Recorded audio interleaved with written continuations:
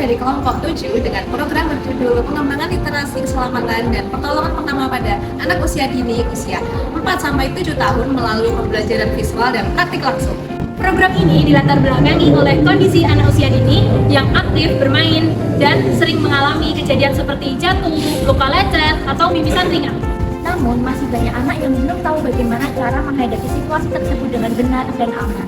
Ketika terjadi sesuatu, anak sering panik, menangis, tidak tahu apa yang harus dilakukan, bahkan menyembunyikannya dari orang dewasa atau orang tua mereka. Isu ini penting karena keselamatan diri merupakan bagian dari kecakapan hidup yang perlu diperkenalkan sejak dini. Literasi anak juga tidak hanya tentang membaca dan menulis, tetapi juga memahami situasi dan mengambil keputusan. Oleh karena itu, program ini dirancang sebagai bentuk literasi jamak yang menggabungkan literasi visual, kesehatan, sosial, dan juga komunikasi melalui media gambar, video, serta praktik secara langsung. Program ini bertujuan untuk membantu anak usia 4-7 tahun dalam memahami langkah sederhana pertolongan pertama pada luka ringan. Selain itu, program ini juga bertujuan untuk menumbuhkan sikap peduli, mandiri, dan berani berkomunikasi dalam situasi sehari-hari. Sasaran dari program ini adalah anak usia 4-7 tahun di TPA Al-Mutakin, Salakan. Anak pada usia ini cenderung aktif bermain dan belajar melalui pengalaman langsung, sehingga pembelajaran berbasis visual dan simulasi itu akan lebih mudah dipahami. Kegiatan yang dilakukan meliputi menonton video, diskusi gambar, simulasi pertolongan pertama secara berkelompok, dan penyampaian hasil simulasi, serta refleksi melalui evaluasi bergambar. Berikut adalah implementasi program literasi yang telah kami laksanakan bersama anak-anak di TPA Al-Mutakin, Salakan. Kegiatan proyek ini diawali dengan pembukaan, perkenalan, membaca doa bersama, serta menjelaskan kegiatan yang akan dilakukan. Sebelum masuk ke pembelajaran, kami mengajak adik-adik untuk ice breaking supaya mereka lebih bersemangat dan merasa lebih dekat dengan kami. Setelah itu, kami menonton video bersama, di mana dalam video ini dijelaskan mengenai jenis luka, cara menangani luka, apa yang harus dilakukan ketika teman terjatuh dan terluka, serta jangan ragu memberitahu orang dewasa ketika kita jatuh dan terluka. Anak-anak terlihat fokus melihat gambar yang ada pada video, mendengarkan penjelasan, serta aktif menjawab pertanyaan. Setelah melihat video, kami menjelaskan langkah-langkah cara menangani luka akibat terjatuh melalui gambar yang mudah dipahami oleh anak-anak. Kami juga mengenalkan kotak P3K beserta isinya. Anak-anak banyak yang menebak dengan benar isi kotak tersebut.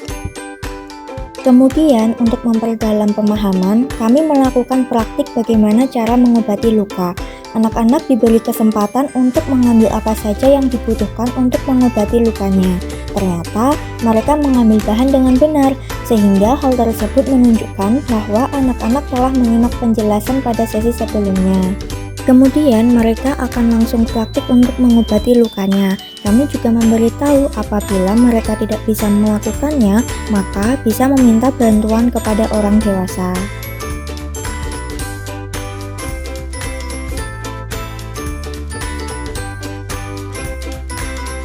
Setelah itu, kami melakukan refleksi untuk mengetahui sejauh mana pemahaman anak terhadap materi yang telah kami sampaikan.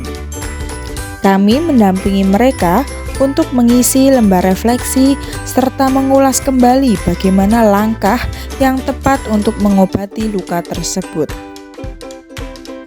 Kemudian, kegiatan kami tutup dengan refleksi bersama-sama mengenai seluruh kegiatan pembelajaran yang kami lakukan. Kami menanyai mereka tentang poin-poin penting pada pembelajaran ini, dan terlihat bahwa anak-anak sudah bisa menjawabnya dengan benar. Terakhir, kami memberi reward kecil sebagai tanda terima kasih kepada anak-anak yang telah antusias mengikuti pembelajaran kali ini.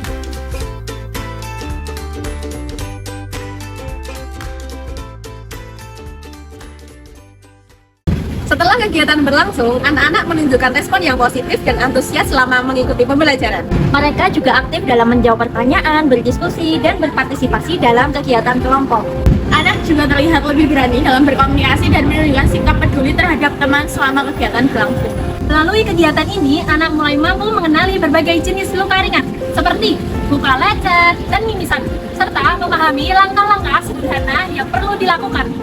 Adapun kendala yang ditemui adalah perbedaan tingkat fokus dan pemahaman anak. Untuk mengatasinya, fasilitator ini perlu menggunakan media visual yang menarik dan bahasa sederhana serta pendampingan secara langsung.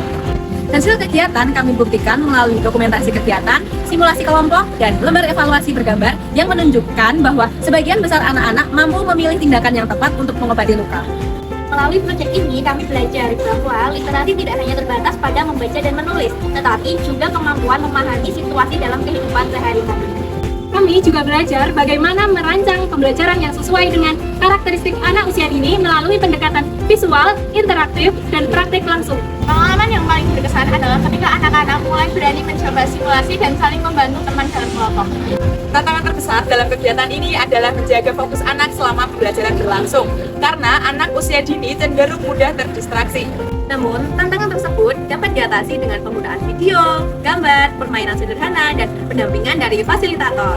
Setelah proyek ini berlangsung, kami memahami bahwa literasi jamak berarti kemampuan memahami berbagai situasi dalam kehidupan melalui berbagai bentuk pembelajaran. Demikian program literasi jamak yang telah kami laksanakan.